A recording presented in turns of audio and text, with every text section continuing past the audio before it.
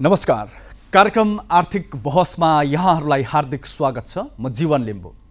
आर्थिक बहसमा हामी कोशी प्रदेश सरकारले सञ्चालन गरेका महत्त्वपूर्ण आर्थिक गतिविधि, भौतिक तथा मानवीय विकास, पूर्वाधार निर्माण, स्वास्थ्य, शिक्षा, रोजगारी सृजना, राजस्व सङ्कलन र बाँडफाँड लगायतका विभिन्न विषयहरू प्रस्तुत गर्ने गर्दछौँ।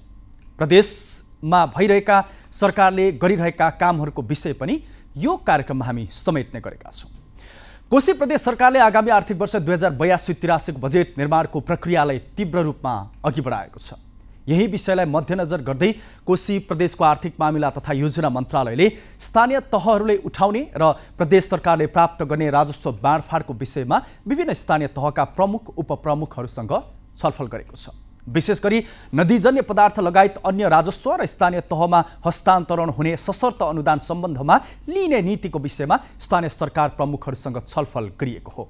अबको क्रममा सोही विषय प्रस्तुत गर्दैछौँ। आगामी आर्थिक वर्ष 2082-83 को बजेट निर्माणको प्रक्रियामा रहेको कोशी प्रदेश सरकारले स्थानीय तहहरूले उठाउने र प्रदेश सरकारले प्राप्त गर्ने राजस्व बाँडफाँडको विषयमा छलफल गरेको छ। गत बिहीबार आर्थिक मामिला तथा योजना मन्त्रालय विराटनगरमा स्थानीय तहका प्रमुख, उपप्रमुख तथा प्रमुख प्रशासकीय अधिकृतहरूसँग मन्त्रालयले सो विषयमा छलफल गरेको छ। विशेष गरी नदीजन्य पदार्थ लगायत अन्य राजस्व र स्थानीय तहमा हस्तान्तरण हुने सशर्त अनुदान सम्बन्धमा लिइने नीतिको विषयमा छलफल केन्द्रित रहेको थियो। छलफल कार्यक्रममा प्रदेश वन नियमावली र ढुङ्गा गिट्टी सम्बन्धी मापदण्ड 2077 का प्रावधानहरू बाझिएकाले कार्यान्वयनमा अन्योलता सृजना हुनुका साथै वन क्षेत्रको नदीजन्य ठेक्का बन्दोबस्त हुन नसक्दा चोरी सिकारी बढ्ने समस्यालाई मुख्य छलफलको विषय बनाइएको थियो।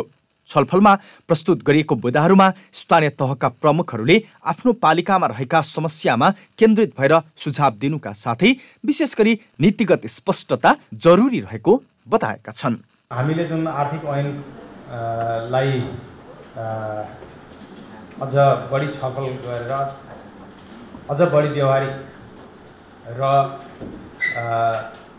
विशेष गरेर यो हाम्रो नदीजन्य पदार्थको सन्दर्भमा व्यवहारिक पनि बनाउनु पर्नेछ र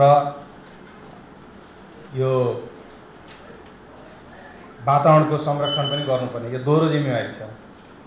र अहिले हामीले हेर्ने हो भने यस सम्बन्धमा विभिन्न मापदण्डहरू बनेका छन्।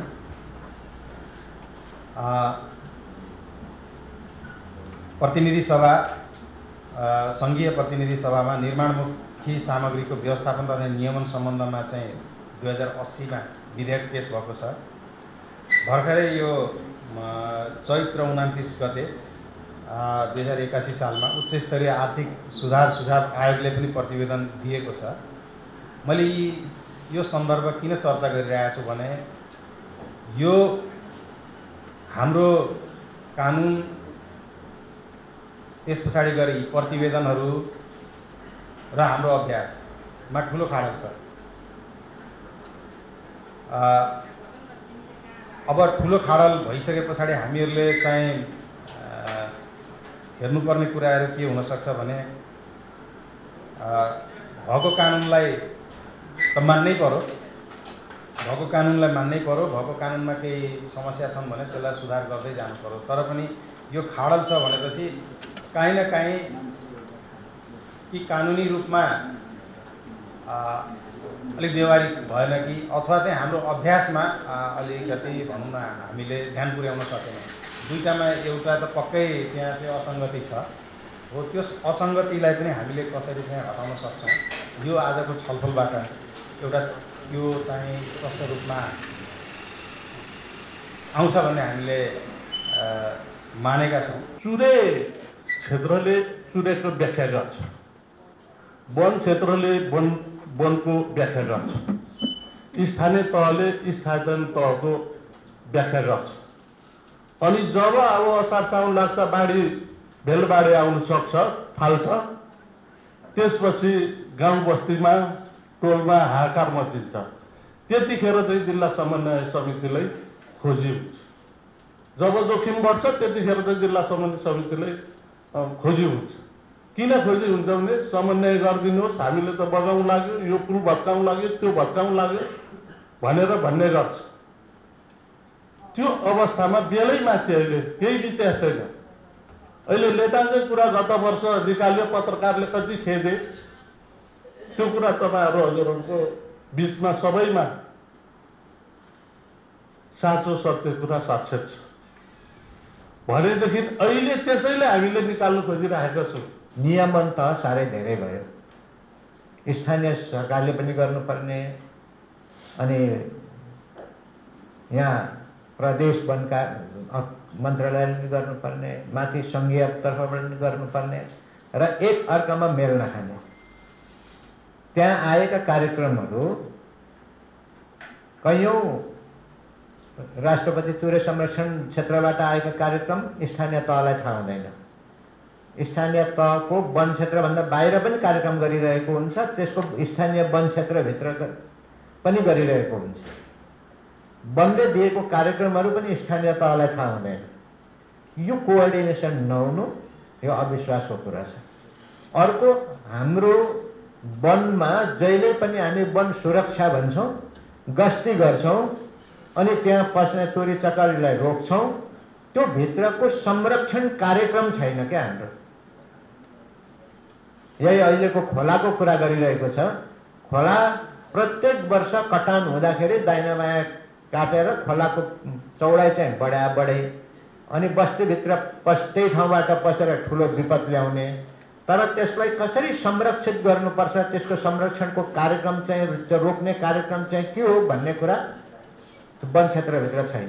काम भइरहेको छ, काम भइरहेको त्यो पनि थाहा हुँदैन कतिपय पालिकालाई र पालिका प्रमुखलाई थाहा हुँदैन, वार्डलाई थाहा हुँदैन। त्यो यस्तो कुराहरूले पनि हजुरहरूले अलिकति गर्दा चाहिँ राम्रो हुन्थ्यो कि, हजुरले निर्देशन दिएर गर्दाखेरि राम्रो हुन्थ्यो कि भन्ने कुरा। र अरू कुराहरू चाहिँ अरू दाहरूले भन्छौँ यसलाई राम्रो नीति बनाएर जाउँ र यसको कहाँ यसको मापदण्ड र यसको सीमाङ्कन चाहिँ क्लियर रूपमा भएर जाँदाखेरि चाहिँ राम्रो हुन्छ भन्ने मैले अनुरोध गरेँ।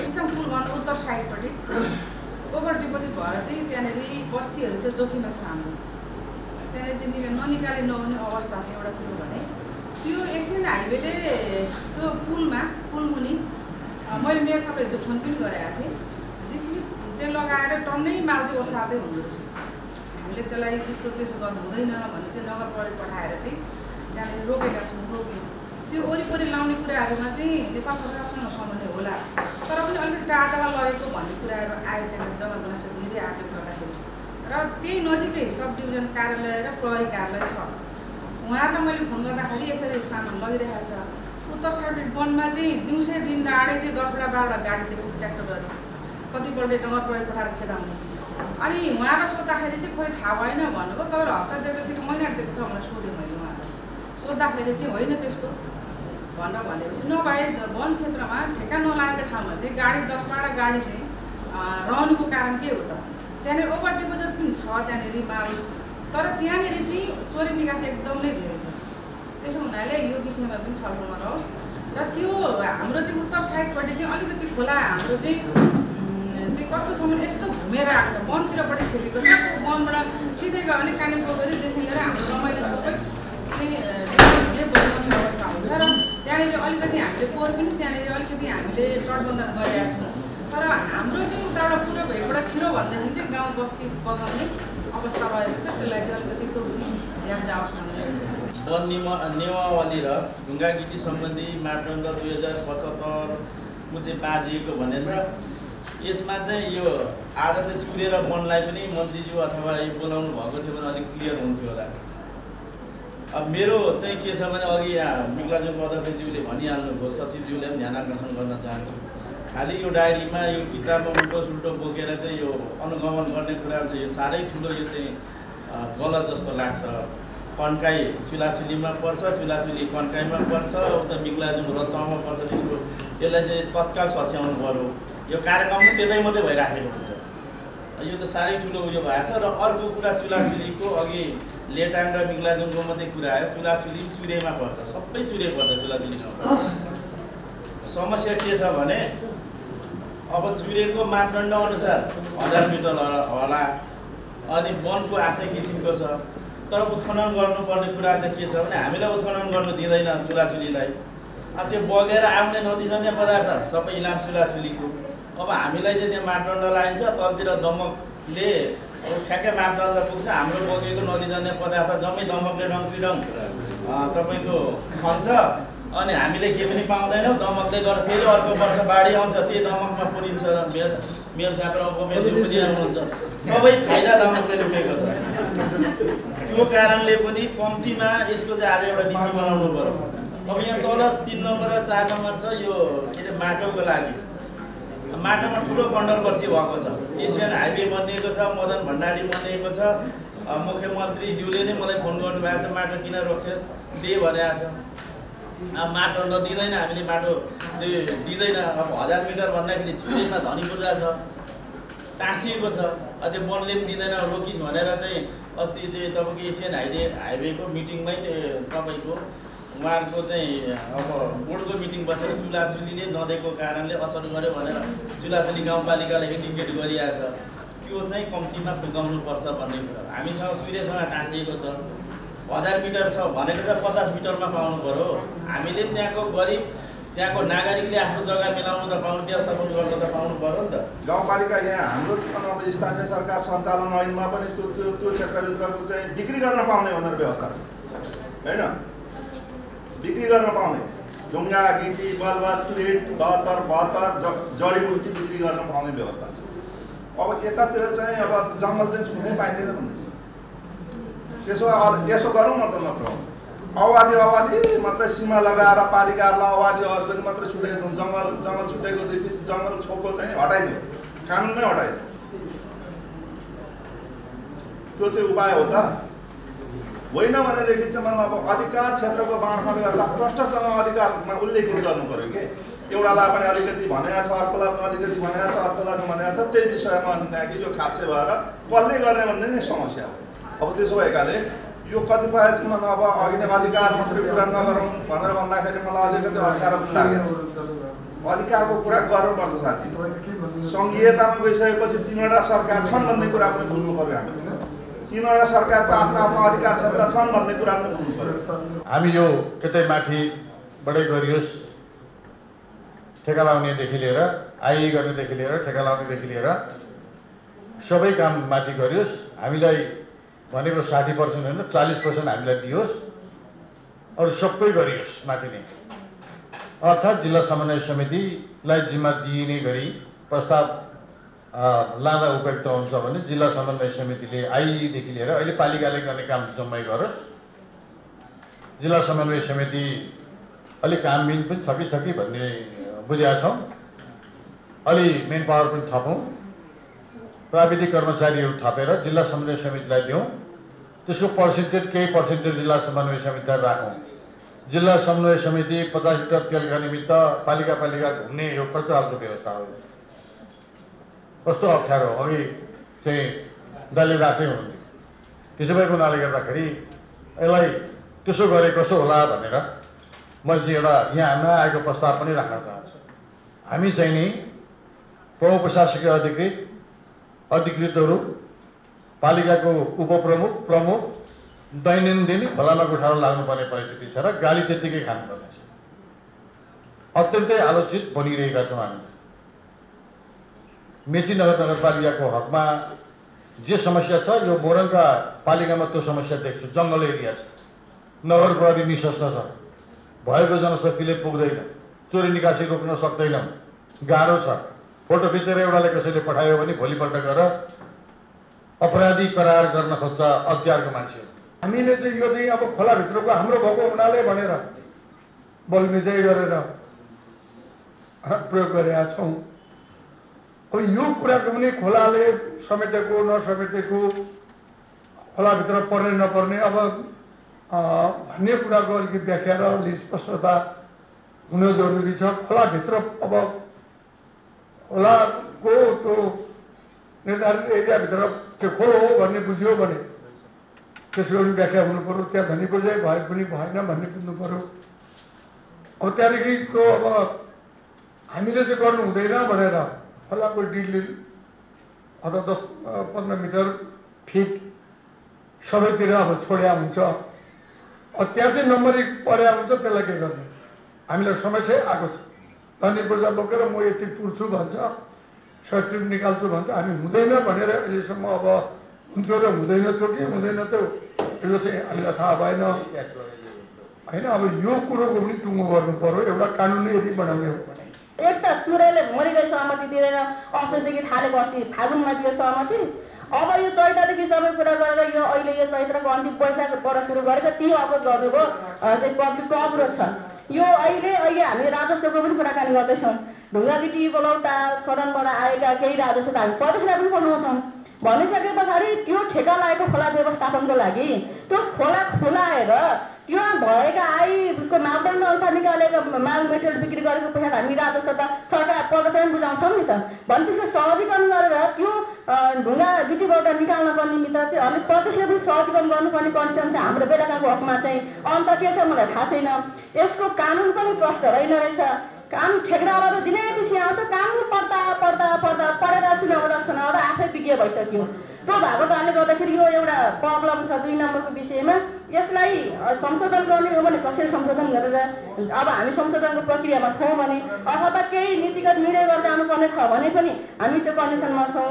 यो निजी जग्गाको विषय सबैभन्दा ठुलो भार टेन्सन हामी टिपिरहेछौँ। अहिले मेयर साहबहरूले भन्नुभयो होइन, अध्यक्षहरूले भन्नुभयो भने त्यही नियमावली अनुसार अगाडि लाने गरी वनले ठेक्का लाउने भन्ने विषयलाई तत्कालीन क्याबिनेटले वनले ठेक्का लाउनुपर्छ भन्ने विषयलाई मान्यो, त्यो चिजलाई स्वीकार गर्यो र त्यसरी गयो। त्यति बेला गरेको यो 81 सालको फागुनमा गरेको हो हजुर होइन, फागुनको अन्तिम सातातिर भएको हो यो भने। अब अहिले चाहिँ यो होइन, यसलाई चाहिँ हाम्रो प्रदेश सरकारको नियमावलीमा समस्या छ। यो नियमावलीको समस्याका कारणले गर्दा यत्रो धेरै कुराहरू यो सबै इस्युहरू उठिरहेको छ। यसले गर्दा सङ्घ र प्रदेशको सम्बन्ध नै एक प्रकारको चाहिँ दरारमा परिरहेको स्थिति छ।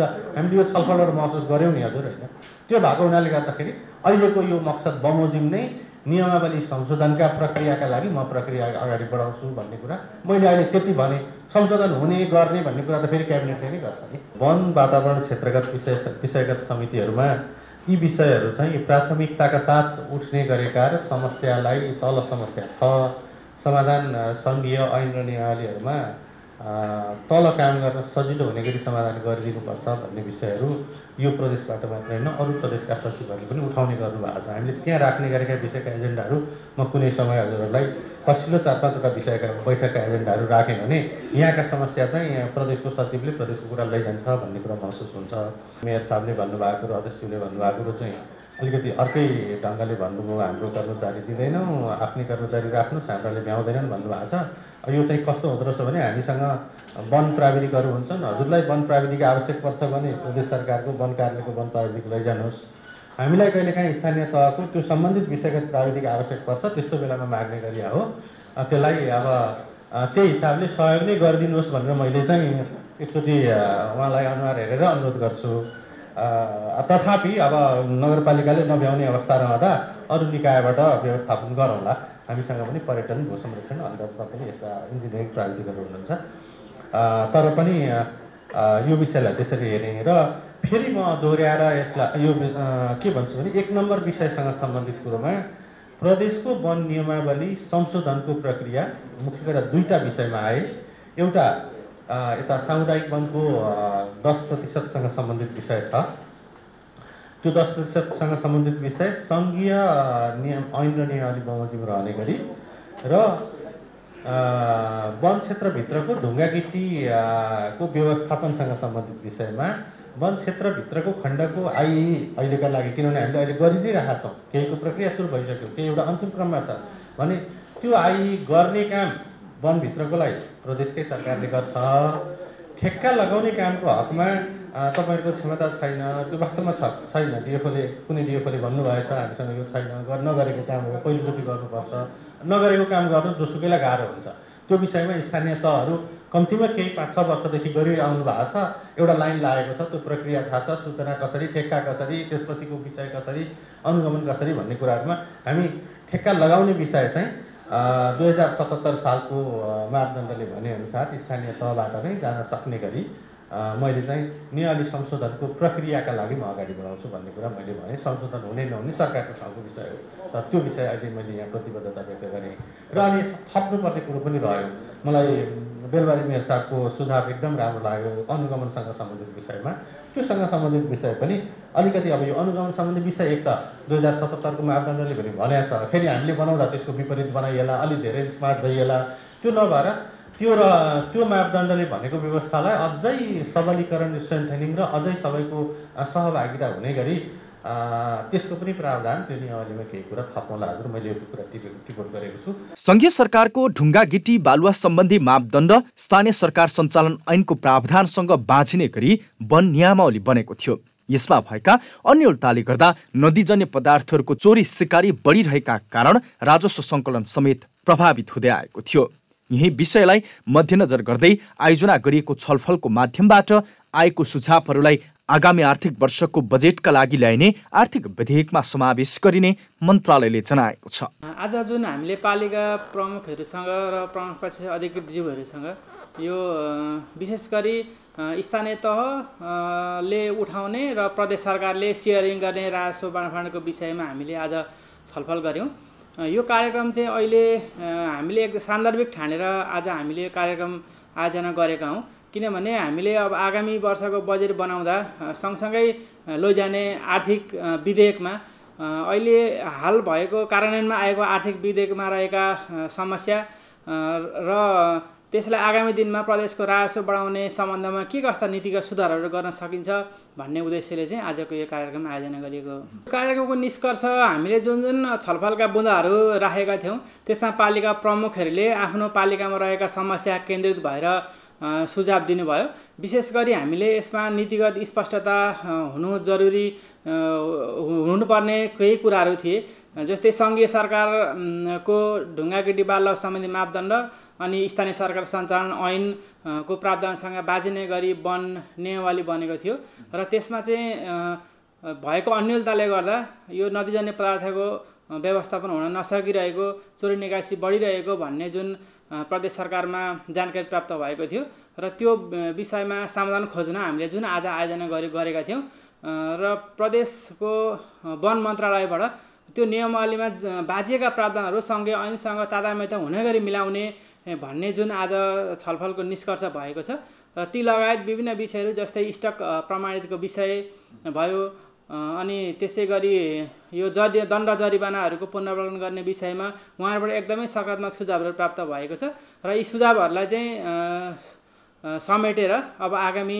आर्थिक ऐनमा सुझाव समेट्न सकिने सुझावहरूलाई चाहिँ हामी समेटेर अगाडि बढ्नेछौँ। विशेष गरी चुरे क्षेत्रसँग जोडिएका पालिकाका प्रमुख उपप्रमुखहरूसँग विभिन्न 8वटा शीर्षकमा छलफल गरिएको छ, जस अन्तर्गत राजमार्ग पुल लगायतका क्षेत्रको दक्षिणमा 1 किलोमिटर क्षेत्र र उत्तरमा 500 मिटर क्षेत्रमा भएको नदीजन्य पदार्थले नदी कटान, सडक र पुलमा क्षति गर्ने गरेकोमा सोको व्यवस्थापनको विषयमा पनि छलफल भएको थियो। त्यसैगरी चोरी निकासी नियन्त्रण गर्न दण्ड जरिवानाको पुनरावलोकन सम्बन्धमा पनि विस्तृत छलफल भएको छ। यो छलफलले विशेष गरी आगामी आर्थिक वर्षको बजेट निर्माणलाई सहयोग पुग्ने अपेक्षा गरिएको छ। आज हामीले केही विषयहरू खास गरी नदीजन्य पदार्थको विषयमा चाहिँ हाम्रो गएका वर्षहरूदेखि नै कतै ठेका लाग्ने नलाग्ने, कतै चोरी निकासी बढी हुने, कतै दुरुपयोग हुने भन्ने विषयहरू उठिरहेको थियो। त्यसको व्यवस्थापन कसरी गर्न सकिन्छ भन्ने विषयमा हामीले आजको छलफललाई विशेष महत्त्व दिनुपर्ने र यसलाई कतिपय फुकाउनु पर्ने विषय भए हाम्रो आर्थिक विधेयकबाट यो वर्ष नै फुकाउनु पर्ने भएकोले यो उचित समयमा हामीले भेला गरेका छौँ। त्यसरी नै अन्य राजस्वको विषयहरू विभिन्न किसिमका राजस्वहरू हामीले तल र यहाँ कसरी जोडिने, खास गरी पर्यटन शुल्क, मनोरञ्जन शुल्क जस्ता विषयहरू कसरी जोडिन्छन् भन्ने जस्तो विषयको छलफल थियो र सशर्त अनुदान हामीले तल पठाउँछौँ त्यसको प्रभावकारिता कस्तो छ, त्यो योजना छनौटको विषयमै उहाँहरूको कुनै विशेष कुरा छ कि भनेर हामीले चाहिँ त्यसको सुझाव माग गरेका थियौँ। त्यो छलफल सिद्धिएको छ र छलफलमा हामीले 8वटा जति विषय बनाएको मध्ये सबैजसो विषय केही सुधार गर्नुपर्ने विषयका साथ हाम्रो विषयहरू सकेका छौँ र केही विषयमध्ये चाहिँ पुल जोगाउनका निम्ति 1000 मिटर तल खन्न नपाइने र 500 मिटर उत्तर पनि पुलको अगाडिको भाग पनि खन्न नपाइने भन्ने विषयमा चाहिँ बढी डिपोजिट भएर पर्ने समस्यालाई पुल्नै जाने समस्यालाई समाधान कसरी हुन्छ भन्ने विषय थियो। त्यसको पनि हामीले विपदको विषय र अन्य कतिपय विषयबाट सम्बोधन गर्न सकिन्छ भन्ने निष्कर्ष निकालेका छौँ र कतिपय नमिलेको केन्द्रको कानुन हाम्रो नियमावली र स्थानीय तहले बनाएका कतिपय निर्देशिकाहरू अथवा उहाँहरूले बनाएको कतिपय कानुनले पनि हाम्रा समस्याहरू छन्, त्यसलाई कसरी मिलाउने भन्ने छ र कहिलेकाहीँ यो दण्ड जरिवानाका विषयहरू एकरूप भएन, अझ त्यसको कानुन बलियो, कानुन सबैतिर एक रूपले लागू भएन भन्ने विषय उठेका छन्, त्यसलाई एकरूपतामा लैजाने भन्ने हामीले निर्णय गरेका छौँ। यसले बजेट निर्माणमा ढुङ्गागिटी बालुवाको नियमन गर्ने र व्यवस्थित गर्ने काममा पालिकाहरूको आम्दानी व्यवस्थित गर्ने बढाउने र प्रदेशलाई समेत त्यसले सहयोग पुग्ने कुरामा राम्रै फाइदा गर्छ। त्यो बाहेकका पनि हामीले अन्य राखेका चिजहरूको चाहिँ जानकारी जस्तो भयो, जस्तो मनोरञ्जन शुल्क उठाउन पाइन्छ, त्यसरी नै विज्ञापन करहरू उठाउन पाइन्छ, पर्यटन शुल्कहरू छन् अहिले, तिनीहरूको बाँडफाँड कसरी हुन्छ भन्ने पनि हामीले जानकारी दिनु थियो। त्यो चाहिँ हामीले तल अहिले कर उठाउँछौँ जुन ढङ्गले चाहिँ मालपोत राजस्व त्यस्तै ढाँचामा जान्छ भन्ने जानकारी पनि गराउनु थियो। नदीजन्य पदार्थ लगायतका अन्य राजस्व र स्थानीय तहमा हस्तान्तरण हुने सशर्त अनुदान सम्बन्धमा लिने नीतिको सम्बन्ध स्पष्ट पार्ने उद्देश्यले आयोजना गरिएको छलफलमा विशेष गरी स्थानीय सरकारका प्रमुखहरूले स्पष्ट रूपमा सङ्घ र प्रदेश सरकारले कानुन बनाउनु पर्नेमा जोड दिएका छन्। प्रदेश सरकारलाई दिने अनुदान सङ्घीय सरकारले घटाए तापनि प्रदेशहरूले भने विकासको आवश्यकतालाई मध्यनजर गर्दै स्थानीय तहहरूलाई दिने वित्तीय समानीकरण अनुदान बढाएको छ। विगत 5 वर्षदेखि 1 अर्ब रुपियाँ विनियोजन हुँदै आएको अनुदान आगामी वर्षदेखि बढाएर 1 अर्ब 50 करोड रुपियाँ पुर्याइएको छ। दर्शकबिन, बजेट तर्जुमाको तयारी स्वरूप स्थानीय सरकार प्रमुखहरूसँग गरिएको छलफल कार्यक्रममा विशेष गरी प्रदेश वन नियमावली र ढुङ्गागिटी सम्बन्धी मापदण्ड 2077 का प्रावधानहरू बाँझिएकाले कार्यान्वयनमा अन्योलता सृजना हुनुका साथै वन क्षेत्रको नदीजन्य ठेक्का बन्दोबस्त हुन नसक्दा चोरी सिकारी बढ्ने समस्यालाई समाधान गर्नुपर्नेमा अधिकांश पालिका प्रमुखहरूले जोड दिएका छन्। खास गरी छलफलमा प्रस्तुत गरिएको बुँदाहरूमा स्थानीय तहका प्रमुखहरूले आफ्नो पालिकामा रहेका समस्यामा केन्द्रित भएर सुझाव दिनुका साथै विशेष गरी नीतिगत स्पष्टता जरुरी रहेको धारणा राखेका छन्। हवस् त दर्शकबिन, आर्थिक बहसको आजको समय सकिएको छ। अर्को अङ्कमा प्रदेश सरकारको आर्थिक गतिविधिसँग जोडिएको अर्को कार्यक्रम लिएर उपस्थित हुनेछौँ। सार्वजनिक सेवा प्रसारण एनटिभी इटरी च्यानल हेर्दै गर्नुहोला। नमस्कार।